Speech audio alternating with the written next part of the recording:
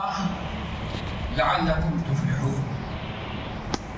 بزرگوں اور دوستوں، نوجوان ساتھیوں، سب سے پہلے تو اللہ تعالیٰ کا شکر ادا کرتے ہیں کہ ایک طویل مدت کے بعد اس مرکزی مسجد میں آنے اور آپ تمام حضرات سے ملاقات کے اللہ تعالیٰ نے توفیق بخشی۔ اللہ تعالیٰ ہماری اور آپ کی اس ملاقات کو قبول فرمائے۔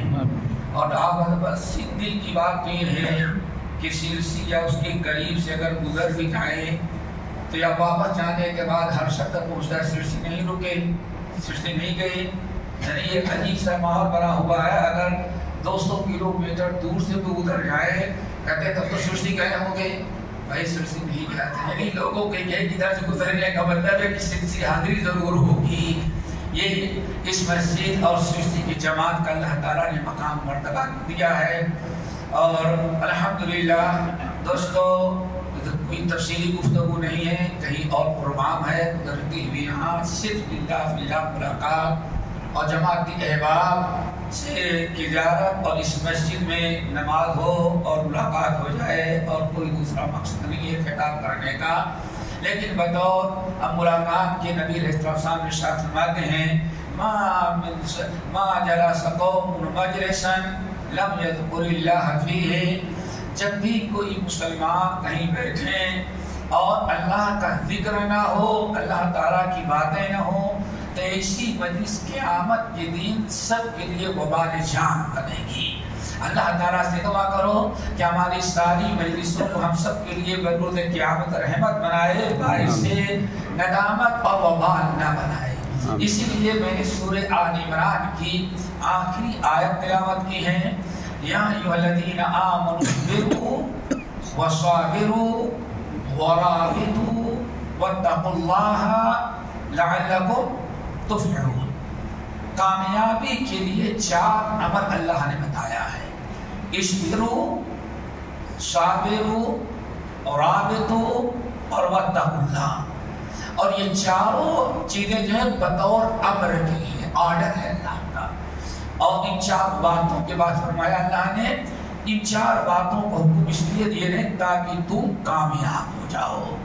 ایک کلمہ گو کی خصوصاً دوستو ہماری اور آپ کی، ہمارا اور آپ کا مقام و مرتبہ جو ہے دنیا کے اور مسلمانوں کے مقابلے اور کچھ ہے۔ ہم اور آپ الحمدللہ عام لوگوں کی طرح نہیں کہ اللہ تعالیٰ نے ہمیں جو نعمت دی ہے اس کو سمجھنے کی کوشش کریں۔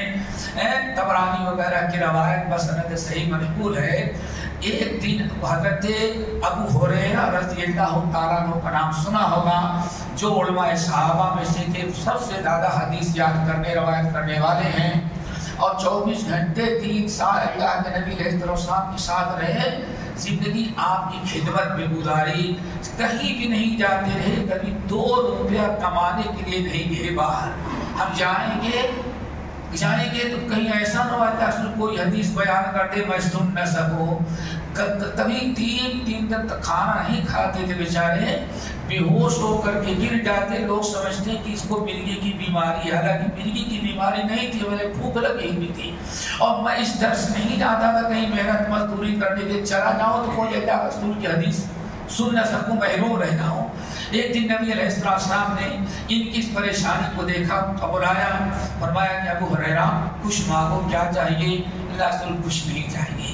کیوں؟ آپ زمین دے دیں گے، اس میں پھنس گئے تو آپ کی مجلس سے محروم رہ جائیں گے۔ آپ اگر دکان لگوا کر دے دیں گے تو اس میں بزی ہو جائیں گے، آپ کی مجلس سے محروم رہ جائیں گے۔ آپ نے فرمایا کچھ تو لو دنیا کے لیے۔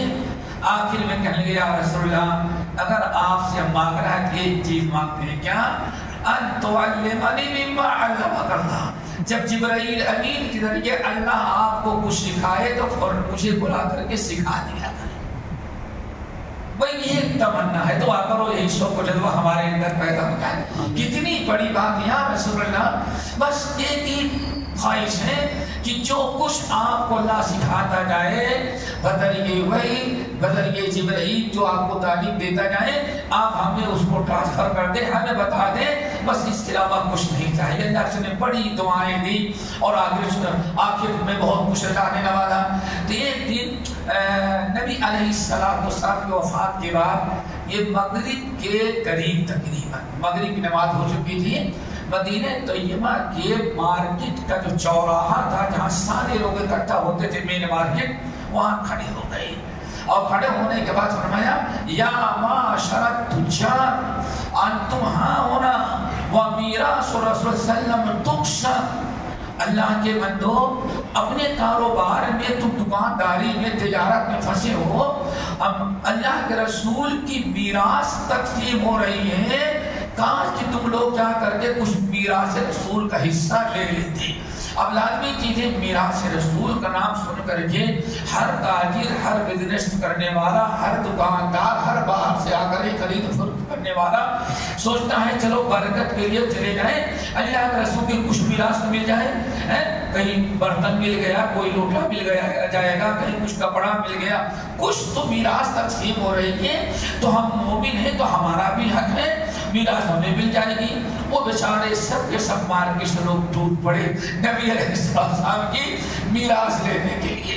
آگے کہاں مسجد کے اندر تقسیم ہو رہی ہے، مسجد میں داخل ہوئے تو دیکھتے ہیں کچھ نہیں بٹ رہا ہے، نہ مال میں درہم میں بٹ رہا ہے، نہ دینار ہے، نہ درہم ہے، نہ مویشی و جانور، کوئی چیز بک نہیں رہی ہے، کوئی چیز تقسیم نہیں ہو رہی ہے۔ بڑے غصے میں اس کو واپس آئے، انہوں نے سمجھا کہ ابو ہریرہ نے ہمارے ساتھ مذاق کیا یا ہمیں بیوقوف بنایا، ہم لوگ اتنے میں اپنا دھندا کر رہے تھے، ہم اپنا مال خرید کر کے جانے والے تھے، دنیا ہمارا ٹائم برباد کر دیا، اور اتنا بڑا دھوکہ کہ اللہ رسول کی میراث مسجد میں تقسیم ہو رہی ہے۔ حضرت ابو ہریرہ کو اندازہ تھا کہ سب غصے سے پلٹ کر کے نہیں آئیں گے، اس لیے سب کو بھیج دیا اپنا وہیں کھڑے رہے۔ اب یہ لوگ جمائے، جب کوئی چیز ملتی ہوئی نظر نہ آئی سب واپس گئے، وہاں واپس جانے کے بعد لوگ ابو ہریرہ کے اوپر مل پڑے، آپ نے غضب کیا، ہم لوگ اپنے سیدھے سادے کاروبار میں تھے، آپ نے ہمیں مسجد تک بھگایا، دوڑائے، اور ساری کتنے کسٹمر واپس چلے گئے، کتنے واپس کھڑے انتظار کر رہے ہیں، آپ ہمارے ساتھ اتنا فراڈ کر ڈالے۔ کہا کیا ہوا؟ کہا اللہ کی قسم ہم لوگ مسجد میں گئے، وہاں کہیں کوئی میراث تقسیم نہیں ہو رہی تھی۔ اللہ اکبر۔ کہا پھر کیا دیکھا؟ کہا بس دیکھا مسجد کے اندر گھس کر کے جو تقسیم ڈھونڈ رہا ہے، کون بانٹ رہا ہے، کوئی میراث بانٹنے والا نہ ملا۔ ایک جگہ دیکھا کہیں قرآن کا حلقہ بیٹھا ہوا ہے، قرآن کی تعلیم ہو رہی ہے، دوسری جگہ دیکھے کوئی حدیث کا درس دے رہا ہے، کوئی روزے نماز کے مسائل بیان کر رہا ہے۔ ہم نے دیکھا بس دین کے سیکھنے سکھانے کی، قرآن و سنت کی باتیں سیکھنے سکھانے کی مختلف انداز سے کوئی میراث کا مسئلہ ہے، کوئی تجارت کا مسئلہ بیان کر رہا ہے، کوئی نماز کا وضو کا طریقہ بتا رہا ہے۔ ہم نے یہی دین سیکھتے سکھاتے قرآن و حدیث کی باتیں سنتے سناتے سنا ہے بس۔ کہا وَيْحَكُمْ يَا مَعْشَرَ التُّجَّارِ، ارے تاجروں تمہارا بیڑا غرق ہو۔ آخر نبی علیہ السلام کی اصلی میراث جو دنیا تھی وہ تو صدقہ ہو گئی، کیوں؟ نبی کی میراث مال دولت نہیں ہوتی۔ فَذَاكَ مِيرَاثُ رَسُولِ اللَّهِ، نبی علیہ السلام جو دنیا کے اندر میراث چھوڑ کے گئے ہیں وہ کتاب و سنت ہے۔ تو کتاب و سنت تک پڑھائی جا رہی تھی، وہاں درس ہو رہا تھا، سکھایا جا رہا تھا، تو نبی کی اصل میراث تو ہی ہے، اور تم لوگ بڑے محروم ہو کر کے اس کی کوئی قدر نہ کیے، واپس چلے آئے۔ میرے بھائیو، اس حدیث کے بیان کرنے کا مقصد ہے پوری کائنات میں، اس دنیا کے اندر، اس سرزمین پر اگر اللہ تعالیٰ نے اپنے نبی کی وراثت دیا ہے تو اہل حدیث تم کو دیا ہے۔ ایک امام ابو حنیفہ کا وارث وہ تقسیم کر رہا ہے، دوسرا امام مالک کا وارث ہے وہ تقسیم کر رہا ہے، کوئی امام شافعی کا وارث ہے وہ تقسیم کر رہا ہے۔ اس دنیا کے اندر کون سا انسان ہے جو امت کو نبی کی میراث تقسیم کر رہا ہو؟ کس کے پاس موجود ہے؟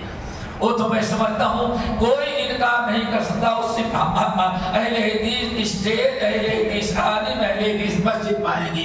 نبی کی جو آپ نے سمجھ لیا، یہ نبی کی میراث صرف اللہ تعالیٰ نے آپ کے پاس رکھی ہے۔ ماشاءاللہ ذرا دیکھیں، نہ بہشتی بیور ہے، نہ فضائل اعمال ہے، نہ قیام ہے، نہ وہ ہے، لیکن حدیث کی کتابیں، تفسیر کی کتابیں وہاں سے وہاں تک پڑھی ہے، الحمدللہ۔ اس کا مطلب ہے، اور اور گھروں میں جاؤ تو کوئی تعویذ لکھنے والی کتاب نہیں ملے گی، جنتر منتر رقیہ کرنے والی کتاب نہیں ملے گی. ہر ایک کے گھر میں ملے گی تو کتاب قرآن کی تفسیر ملے گی یا احادیث کی شروحات و ترجمے ملیں گے. ہمارے مسجد سے لے کر کے الحمدللہ دل میں تو ہے گھر تک بیڈ روم تک اگر کسی کے پاس نبی کی میراث ہوتی ہے تو پہلے تمہارے پاس ہو، ہمارے پاس ہے. اس میراث کو اگر ہم نے سمجھ لیا یہ میراث صرف رکھنا نہیں ہے بلکہ نبی کی میراث کو تقسیم کرنا اور نبی کی میراث کو غیروں تک پہنچانا یہ ہماری ذمہ داری. کیوں؟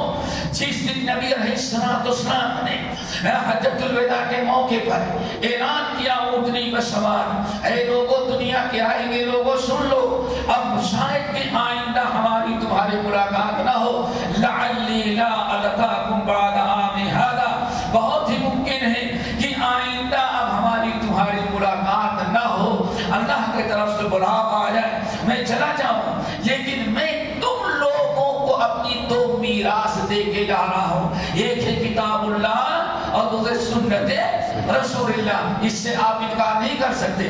لیکن اللہ کے رسول نے فرمایا کیا؟ دو چیزیں یاد رکھیں. نمبر ایک آپ نے فرمایا فَلْيُبَلِّغْ الشَّاهِدُ الْغَائِبَ مِنْكُمْ، یہاں جتنے لوگ موجود ہیں ہمارا یہ پیغام سن رہے ہیں انہیں چاہیے کہ یہاں سے جانے کے بعد اپنے قوم اور قبیلے، اپنے علاقے، اپنے خاندان اور اپنی برادری میں یہ میری سنی ہوئی بیان کی ہوئی باتیں یہ امانت ہے، ان کو جا کر کے وہاں تک پہنچا دیے. اللہ تعالیٰ کی امانت ہمارے پاس ہے دوستو، اور امانت رکھنے کے لیے نہیں ہوتی بلکہ امانت ادا کرنے کے لیے ہوتی ہے. حجۃ الوداع کی اس حدیث سے پتہ چل گیا کہ واقعی ہماری ذمہ داری صرف اپنے تک نہیں ہے بلکہ جو شرک ہو رہا ہے، کفر ہو رہا ہے، بدعات ہو رہی ہے، ضلالت ہو رہی ہے، دن بدن بے دینی پھیل رہی ہے، اس کا ڈٹ کر کے مقابلہ کرنا اور ہر ایک کے پاس کتاب اللہ سنت رسول کا پیغام پہنچانا یہ امانت ہے جو اللہ کے طرف نے اپنے فضل و کرم سے ہمارے اور آپ کے پاس رکھا ہے. اسی لیے میرے بھائیوں ذرا غور کریں، نبی علیہ السلام نے جب حجۃ الوداع کے موقع پہ پوچھا یا ایھا الناس، آپ نے ایسے اونٹنی پر سوار اپنی انگلی کو آسمان کی طرف اٹھایا اور فرمایا اے لوگوں یاد رکھو، بتاؤ انتم تسألون عنی، قیامت کے دن جنت میں جانے حساب کتاب جب ہوگا، جنت اور جہنم کے فیصلے کے پہلے تم میں سے ہر انسان سے اللہ تعالیٰ یہ پوچھے گا، میرے بارے میں پوچھے گا کہ مسلمانوں یہ محمد صلی اللہ علیہ وسلم کو ہم نے رسول بنا کر کے بھیجا تھا، تو بتاؤ کیا ہم نے اللہ کی امانت، دیکھیں ہاں یہ نہیں فرمایا کہ کتاب و سنت پہنچا دیا، کیا تم کو معلوم ہے اللہ میں نے اللہ کی امانت تم کو پہنچا دی؟ کون سی امانت تھی؟ یہی وحی الہی امانت تھی جو ہمارے سینے میں، ہماری الماریوں میں، ہمارے مسجدوں میں، ہمارے گھروں میں درجنوں کے حساب سے ہے. یہی کتاب و سنت اصل میں دوستو امانت تھی. صحابہ کرام نے کہا بنا، اللہ رسول نے فرمایا اللہم اشہد اللہم اشہد اللہم اشہد. آج ہمیں یاد رکھو قیامت کے دن اللہ تعالیٰ آج تو میں نے سوال کیا ہے اور قیامت کے دن اللہ تم سے پوچھے گا، اور آج میرے سامنے اقرار کر لیا ہے کہ میں نے اللہ کی امانت پہنچا دی ہے. اب قیامت کے دن اللہ تعالیٰ تم سے یہی سوال کرے گا. سب لوگ تو بیٹھے تھے، عمر ابن الخطاب رضی اللہ تعالیٰ کھڑے ہو گئے، کہا یا رسول اللہ بلغت رسالتہ ونصحت امتک وتؤدى الامانۃ. یا رسول اللہ ہم نے اس بات کی گواہی دیتے ہیں آپ نے اللہ کا پیغام پہنچایا، آپ نے اللہ تعالیٰ کی تعلیمات پہنچائی اور ہم اور امت کی خیر خواہی کی، اور ہم اس بات کا اعلان کرتے کہ آپ نے اللہ کی امانت ادا کر دی ہے. ثم لتسألن یومئذ عن النعیم. اسی لیے کیا کہ رسول صلی اللہ علیہ وسلم نے ارشاد فرمایا اے لوگوں یہ دونوں چیزیں میں چھوڑ کے جا رہا ہوں تمہارے پاس، اور قیامت ولن یتفرقا حتی یلد علی الحوض. حدیث بڑی طویل ہے، میں آخری حصہ سنا رہا ہوں. حتی یرد علی الحوض، یہ کتاب و سنت چھوڑ کے جا رہا ہوں، دو امانتیں یہ تمہارے ساتھ ایسی جڑی ہوئی ہیں، جب قیامت کے دن حوض کوثر پر تم آؤ گے تو حوض کوثر پر پہلے پلانے کے پہلے اللہ تعالیٰ تم سے پوچھ لے گا کہ ذرا بتاؤ یہ نبی جو وراثت چھوڑ کر کے آئے تھے اس امانت کو تو نے ادا کتنا کیا ہے۔ تو دوستو ہمیں چاہیے کہ امانت کو دنیا تک پہنچائیں، یہ ہمارے پاس امانت ہے۔ اللہ نے بڑا فضل و کرم کیا، ہمیں کسی اور کا وارث نہیں بنایا، ہمیں اپنے آخر نبی کا وارث بنایا، اور ہمیں مال و دولت کی وراثت نہیں ملی نبی سے، کسی کو نہیں ملی۔ ہمیں جو وراثت ملی ہے 30 پارے کا قرآن اور نبی صلی اللہ علیہ وسلم کی 23 سالہ سنت اور سیرت ہے، یہ دونوں اہل حدیث ہمارے پاس امانت ہے۔ اس امانت کو ادا کرنے میں اور اس امانت ذمہ داری کو ادا کرنے میں ہم کامیاب کب ہوں گے؟ اسی کامیابی کے 4 اعمال بیان کیے سورہ آل عمران کی آخری آیت۔ اللہ تعالیٰ ان چاروں باتوں کو سننے کے ساتھ آج ہی سے ہمیں اپنانے اور عمل کرنے کے توفیق نصیب فرمائے۔ فرمایا یا ایھا الذین آمنوا، اے ایمان والو، اصبروا، نمبر 1 صبر سے کام لیا کرو۔ اللہ اکبر، سب سے پہلے کامیابی کے لیے صبر، اللہ اکبر۔ اور ہمارے ہاں ناصبری کا زمانہ ہے، آج شوہر اپنی بیوی کی غلطیوں پر صبر کرنے کے لیے تیار نہیں، اور بیوی اپنے شوہر کی تھوڑی سی کوتاہی کو صبر کرنے کے لیے تیار نہیں۔ اولاد باپ کی کسی بات پر مزاج کے خلاف پڑھے تو اولاد صبر کرنے کے لیے تیار نہیں۔ اگر خطیب سے کوئی بات نکل جائے تو جمعہ پڑھنے والے صبر کرنے کے لیے تیار نہیں، اور اگر کسی مقتدی سے کوئی غلطی ہو جائے تو امام صاحب بھی لاٹھی لے کے کھڑے ہو جائیں گے، وہ بھی صبر کرنے کے لیے تیار نہیں۔ سارے پڑوسی کو جھگڑا کیوں ہے؟ کوئی ایک دوسرے کی باتوں پر صبر کرنے کے لیے تیار نہیں ہے۔ دعا کرو صبر کی، ربنا افرغ علینا صبرا وثبت اقدامنا۔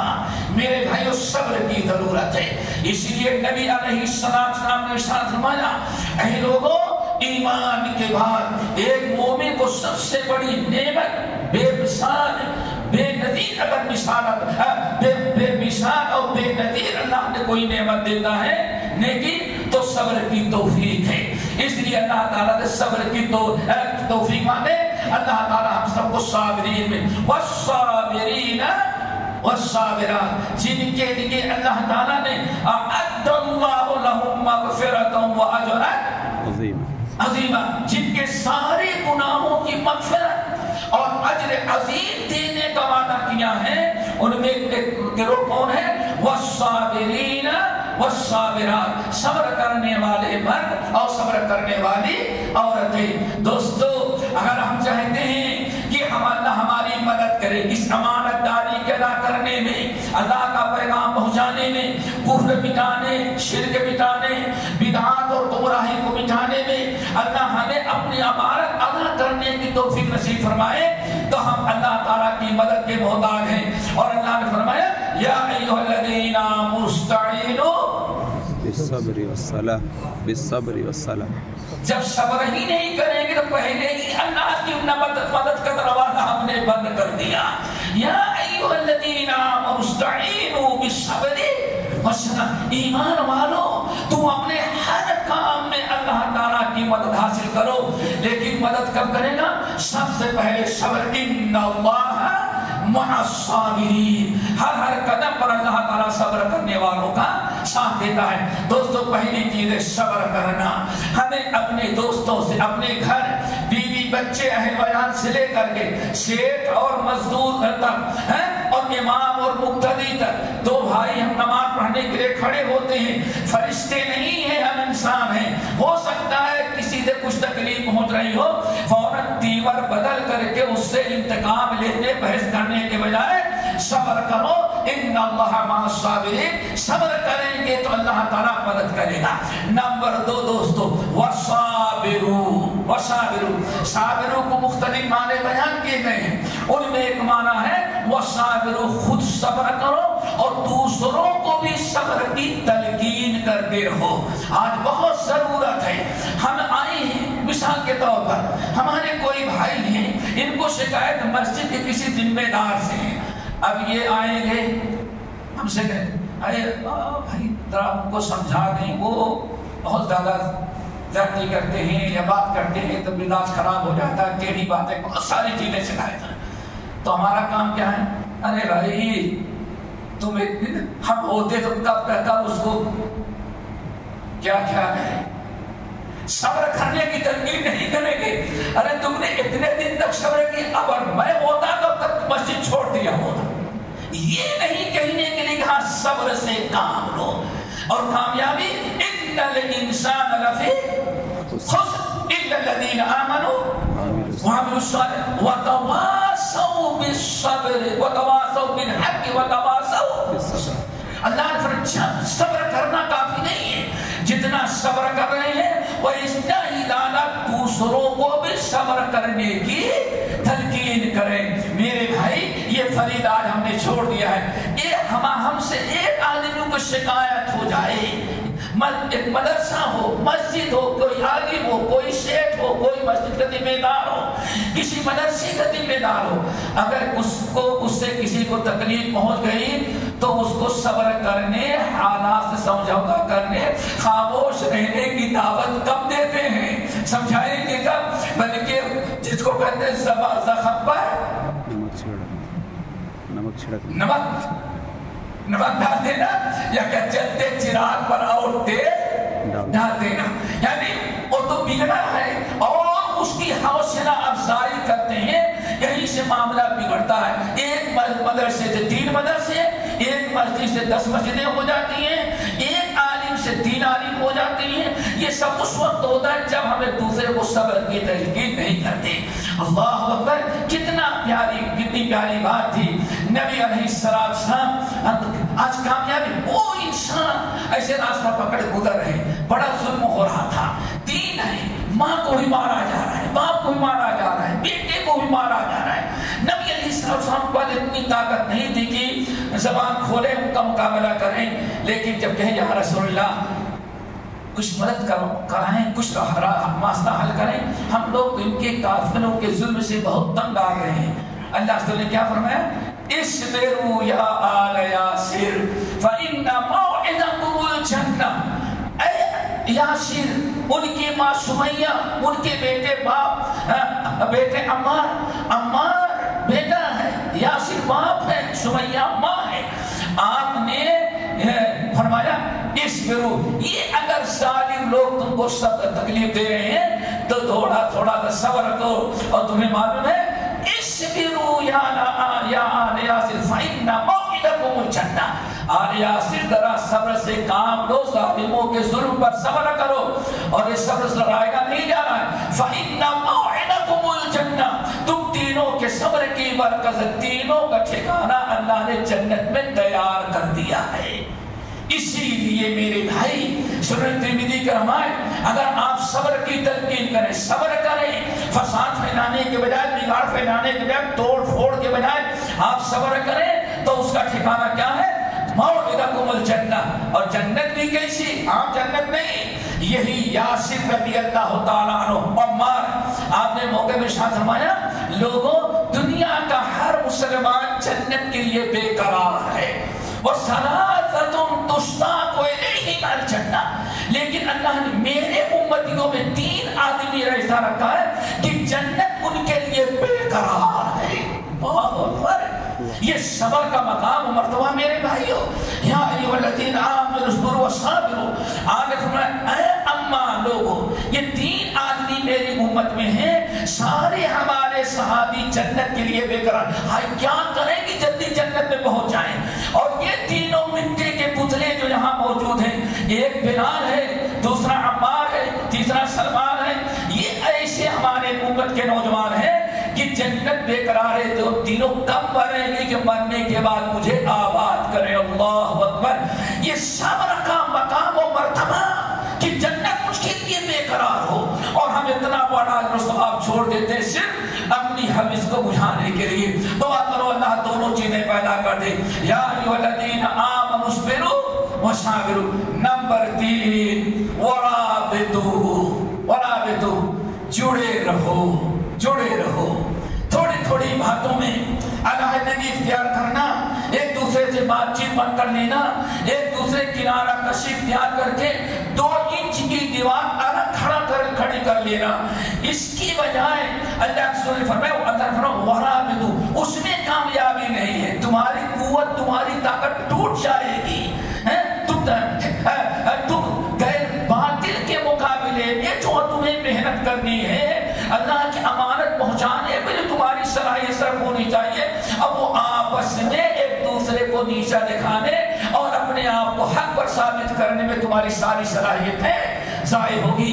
اچھے کاموں کے بجائے اب فساد میں صلاحیت قائم ہوگی.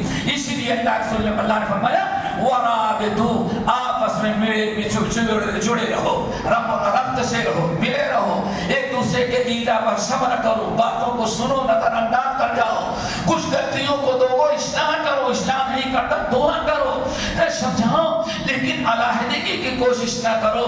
ورابطو، اللہ تعالیٰ عمل کرنے کی توفیق نصیب فرمائے.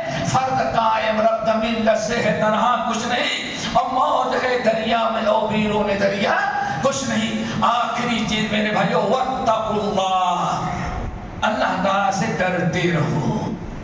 تقوی کرنے کا مطلب برائی سے بچتے رہو اور نیک اعمال برابر کرتے رہو. اللہ اکبر. اللہ نے فرمایا اے ایمان والو، اگر تم نے یہ 4 چیزیں اپنے اندر پیدا کر لیا تو نتیجے کیا نکلا؟ لعلکم تفلحون، یقیناً تم کامیاب ہو جاؤ گے اپنے مشن میں، دنیا میں بھی اور آخرت میں. اگر دنیا میں بھی کامیاب، قبر میں بھی کامیاب، آخرت میں بھی کامیابی نصیب ہوگی. لیکن کب دوستوں؟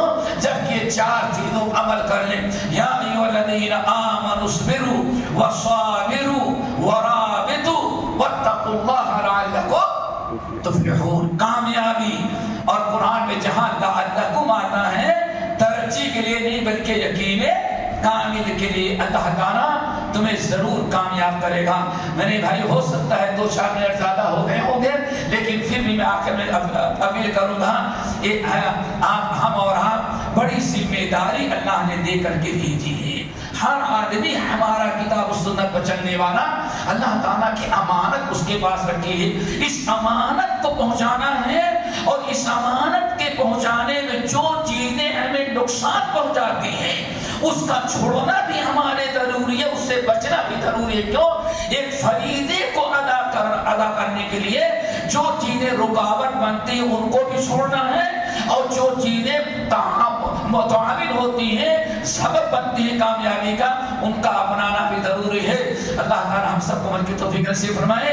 اگر کچھ باتیں ناگوار گزری ہو تو معذرت چاہتے ہیں، ہو سکتا ہے کچھ سختی ہو گئی ہو لیتے میں، لیکن الدین النصیحہ، الدین النصیحہ، الدین النصیحہ. وہ درگاہ پر جا کر کے تو ہم کوئی نہیں کہہ سکتے بھائی، امام باڑے میں تو جا کر نہیں کہہ سکتے.